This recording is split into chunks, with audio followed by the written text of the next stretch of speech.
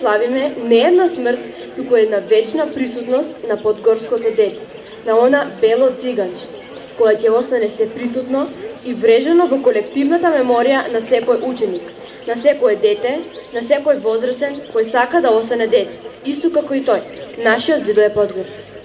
Роден во падините, во закрилјата, во преградките од подножјето на разеленетата Беласица, во далечната 1994 година се зачу славенско пеење кој се слушна не само во Подгоријата, не само во Струмичко, не во Македонија, ами се развија неговото пеење ширум Балканот, па и подалеку, низ цела Европа.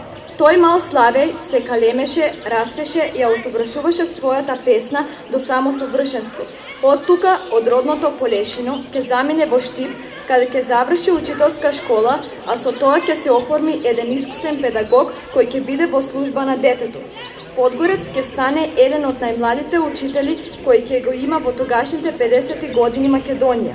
Не само како песнопоец, не само како создавач на поетска реч, туку како педагошки работник ќе еволуира фигурата на нашиот ненадметлив Подгорец. Богата ризница со поетско и прозно творештво ни остави нам, на генерациите сегашни и идни. Нашиот патрон, благодарни и горди, се навраќаме на неговото творештво преку литературно читање на само еден скромен дел од неговите илјадници безпрекорно искаени стихови.